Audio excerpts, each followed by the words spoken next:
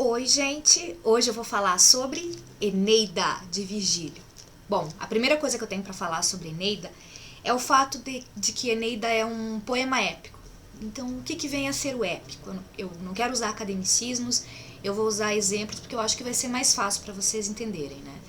Então, Titanic é um épico, Senhor dos Anéis é um épico e O Vento Levou também é um épico. Então você vê aqui uma coisa que é característica desse gênero, o épico, é esse pendor para a grandeza. É sempre uma história assim grandiosa, ela é vista de forma grandiosa, ela é escrita dessa forma, ela foi concebida para ser assim.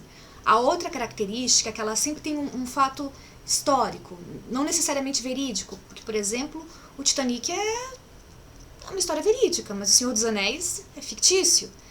Então tem sempre um grande acontecimento, pode ser uma guerra, um naufrágio que permeia toda a história e vai ter repercussões em todos os personagens, né? Desde os principais, até os coadjuvantes, até aqueles que quase não entram em cena. Então essa é uma outra característica do épico. Tem mais uma, é a quantidade de camadas. Então tem a história principal, que é sempre ligada ao acontecimento, aí a outra história que é com os protagonistas humanos, os personagens principais, e você vai vendo isso e outras histórias que estão à deriva, que estão ali em volta. Então você vê tudo isso acontecendo ao mesmo tempo, esse desenrolar que é muito dramático, que chama muito atenção, isso tudo é característico do épico. Então, quando você lê um épico, por exemplo, pelo menos para mim, lê, assiste, você tem a sensação de que você está vendo a história acontecer, né? É como se alguém olhasse para tudo aquilo ali e fizesse um resumo, e você não estivesse perdendo nenhum fato. Eu acho que tem essa coisa no épico, que parece que você está assistindo a tudo bem de perto. Então, isso é um épico. A segunda coisa sobre Eneida é o fato dele ser um poema, mas você está achando assim que é tipo uma coisa como batatinha quando nasce, se esparrama pelo chão. Eu já te digo que não tem nada a ver, porque Eneida não foi escrito em rima. Eles usavam métrica, então era bem diferente, não tem rima. Métrica é outra coisa. Métrica, eles usam musicalidade. Métrica é uma cadência. É uma cadenciazinha. Eles usam uma cadenciazinha na hora de escrever o texto. E o que essa cadenciazinha proporciona? Primeiro, proporciona que você tenha ritmo na leitura, né? Então, quando está mais apressado, é um ritmo mais marcado. Quando ela ainda está lento, ela diminui um pouco o ritmo. Mas o épico tem um ritmo específico, que é um ritmo que chama mais atenção do que as outras formas de métrica, né? Mas enfim, a métrica é isso, uma cadenciazinha que eles inserem no texto. O tipo de métrica que é característico dos poemas épicos é o hexâmetro dactílico. Isso. Dactílico vem de dáctilos, do grego dáctilos, que significa dedo. Então, no dedo eles tinham uma colinha de como era a forma do poema. Então você faz o seguinte, você pega aqui uma sílaba tônica e duas sílabas átonas. Então, uma sílaba longa e duas sílabas curtinhas. Quando você vai olhar o seu dedo, tem uma falange muito grande e duas pequenininhas. Então, essa forma aqui era a forma preferencial de poema épico. Era assim que eles tratavam a métrica, né? Então, você enfileirava primeiro uma forte e duas fracas, depois uma forte e duas fracas, juntava 1, 2, 3, 1, 2, 3, 6. 6 significa hexa, hexâmetro dactílico. Então, é assim que foi escrito Eneida. Aqui no meio de Eneida você também vai encontrar uns heptâmetros, uns pentâmetros, porque às vezes eles tinham que diminuir o tamanho pela própria comunidade do texto, pela necessidade da cena, mas você vai ver que ele é bastante ritmado, você não vai cair aqui no marasmo, ele tem um ritmo, o texto tem ritmo. Essa coisa do hexâmetro não ficou por ali, você pode ver, eu acho que o Shakespeare também escrevia ele. Shakespeare escrevia por pentâmetro iâmbico, isso mesmo. Acho que até mais ou menos a década de 90 no Brasil ainda tinha alguns jornalistas que escreviam, se não me engano, Paulo Francis usava a métrica para criar uma musicalidade na frase, porque ele escrevia sobre economia a maioria das vezes, né? E economia é um assunto muito chato. Então, o que essa musicalidade faz? Faz com que você escute, faz com que você, através da repetição, você preste atenção e você relaxe. E você consiga absorver a informação, porque essa musicalidade já te permite isso. Então, o Paulo Francis usava isso para escrever sobre economia, se não me engano, é ele, sim. Outro lugar que você pode encontrar um pouco, assim, não da métrica, mas do uso da cadência, porque você tem que ver que quando Eneida foi escrito, esse poema épico, que é Eneida, eles estavam em uma sociedade onde a oralidade era importantíssima. Então havia aquela ágora, havia a praça, havia a figura do orador, da pessoa que conseguia conquistar multidões só com a sua fala, só com o seu discurso. Então essa habilidade era muito cultivada, as pessoas se reuniam em casa para conversar, existia a arte da conversa, né? Então você vê que era uma sociedade bem diferente e a oralidade tinha um papel central, né? As pessoas valorizavam o poder da arte das palavras, o que já não acontece mais hoje em dia. Então aqui no Brasil você pode ter bons exemplos da cadência. Exemplos da cadência, por exemplo, no repente e no rap. Porque os repentistas estão sempre fazendo...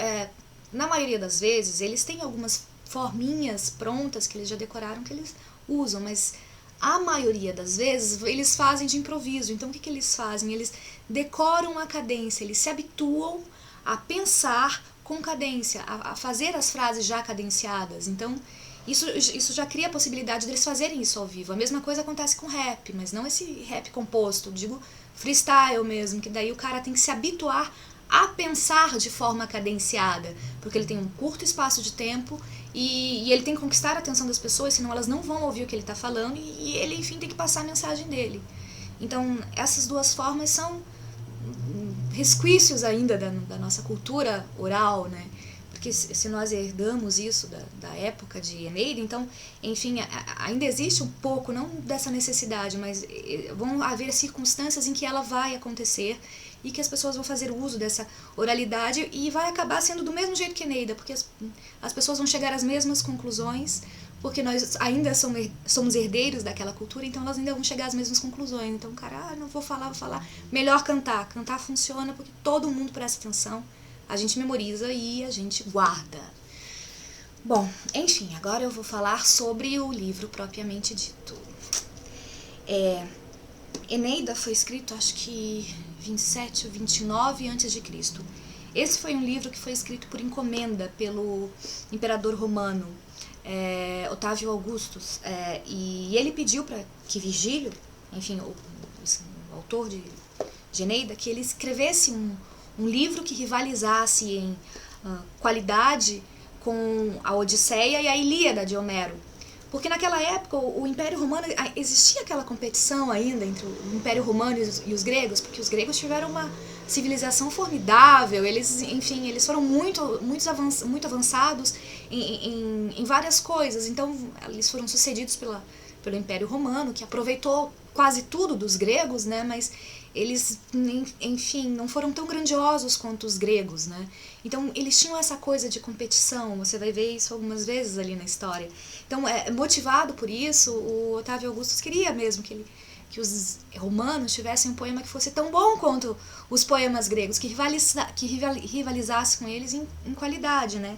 E Eneida funciona dessa forma, porque ele realmente é tão bom quanto a Odisseia e tão bom quanto a Ilíada, são livros diferentes. Na verdade, Eneida não é assim tão longo quanto os outros dois, mas ele tá ali, tá pau a pau.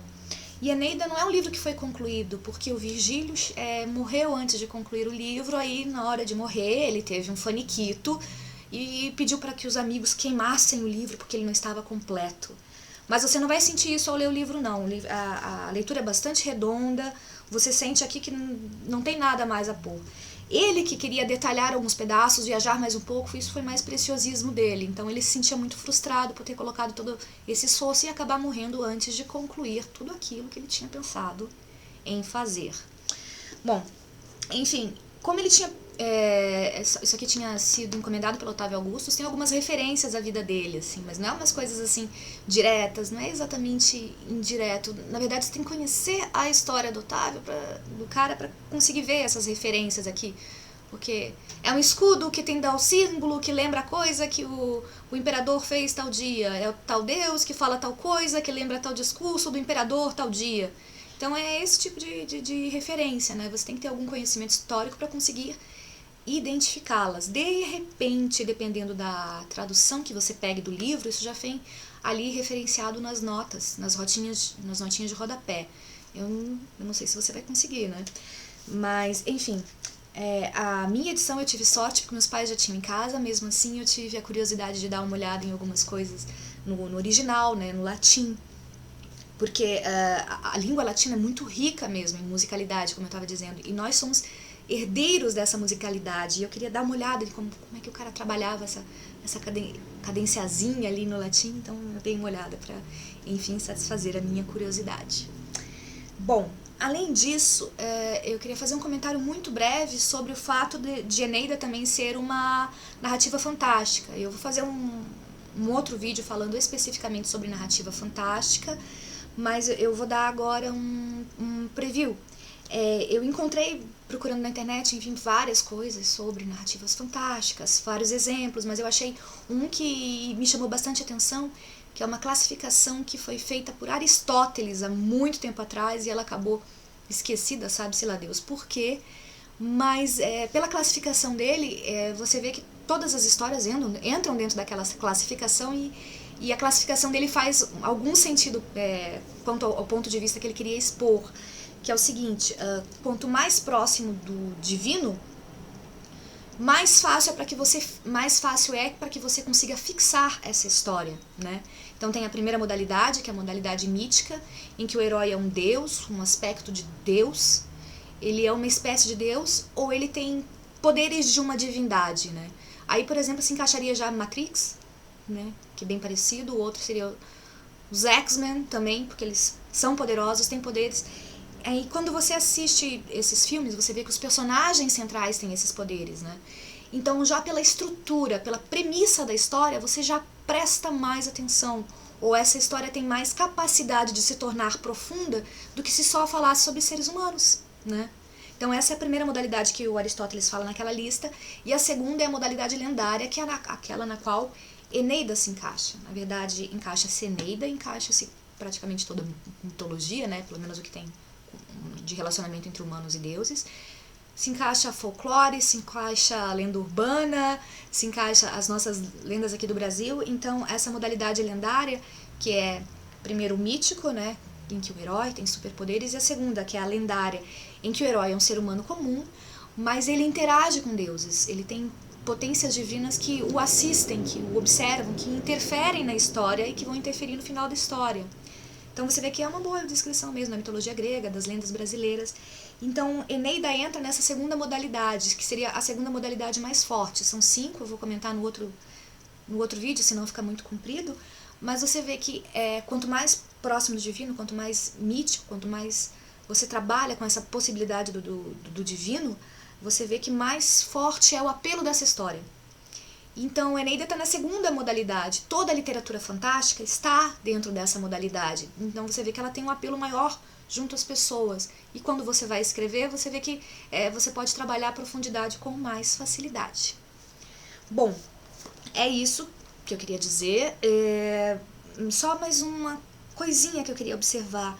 Algumas pessoas chegam para mim e dizem: cara, Eneida é um livro muito antigo, eu não vou conseguir ler. É uma bobagem. Eneida é muito ágil, Eneida é cheio de surpresas, Eneida é muito bom. Então, se você gostou, por exemplo, de Senhor dos Anéis, você vai gostar de Eneida. Ah, mas eu gosto de uma coisa mais Game of Thrones. Então você vai gostar de Eneida. Se você gosta daqueles heróis japoneses, Changeman, Turbochard, cara, você vai gostar de Eneida. Se você gosta daqueles desenhos japoneses que são mais para público adulto, assim, não são tão infantis, você também vai gostar de Eneida. E se você gosta dos infantis, você também vai gostar de Eneida. Algumas vezes eu tava lendo Eneida e parecia que eu tava lendo história em quadrinho. Você tem que ver, é muito rápido. E outra coisa aqui, quando você vê Eneida, quando você tá lendo Eneida, você se vê muito próximo desses personagens. Eles são muito parecidos com a gente. A sensação que eu tive quando eu li esse livro foi de que eu tava em casa, que eu tinha finalmente me encontrado. Esse livro aborda principalmente o nascimento do Ocidente. Então você vê que eles são muito, muito parecidos com a gente, podem ter passado milhares de anos, mas ainda existe uma comunicação muito forte. Você vê que a identidade do próprio Ocidente é muito forte. Isso fica evidente em Eneida. Então, se você gosta desses gêneros, Game of Thrones, você vai gostar de Eneida. Se você joga RPG, você vai amar Eneida. Pode ter certeza. E leia sem medo, pra mim foi muito fácil. Eu não tive nenhum problema. Eu acho que eu só tinha um ritual ali no meio do livro, que é um ritual que dura umas 5, 6 páginas, mais ou menos, que, enfim, eles estão fazendo um ritual de deuses ali. E aí eu achei um pouco chato. Eu ia pular, mas eu pensei, não, eu tenho uma responsabilidade, eu vou ler. Aí eu terminei de ler, eu já tinha esquecido quase tudo. Mas aí eu também penso, quando eu li O Senhor dos Anéis, tinha todos aqueles rituais, tinha toda aquela mise-en-scène, e às vezes eu achava aquilo muito chato. Mas quando eu fui assistir o filme, porque eu acabei lendo o livro muito tempo antes de assistir o filme, eu disse, nossa, então era isso que eles estavam escrevendo? Cara, é muito legal. E teve gente que leu e não teve o mesmo problema, né? Então, se você conseguiu ler o Tolkien muito bem, se você gosta desse simbolismo assim, de rituais, você não vai ter nenhum problema com o Eneida, mesmo porque foram só 5 páginas, o resto é muito rápido, é muito cheio de reviravolta, ele não se arrasta, porque essa coisa de se arrastar é mais típica do romantismo, né? Assim como essa poesia que eu falei, que é batatinha quando nasce, pagando como chão, né? Essa coisa de rima é mais característica da cultura cristã, é mais característica dessa cultura posterior. Ali naquela época era métrica, era mais rápido, né? Então, ali naquela época também não tinha aquela coisa do romantismo, vamos demorar, não, era muito rápido. Então, tudo se soluciona rápido, você não vai perder tempo lendo Eneida, é um livro que te prende, é um livro que te acrescenta, é um livro que fala sobre você, porque fala sobre todos nós ocidentais. Enfim, eu espero que vocês gostem, eu espero que eu tenha ajudado um pouco, eu tô sempre postando coisas novas lá no blog, e é isso, gente, boa sorte e boa leitura. Tchau!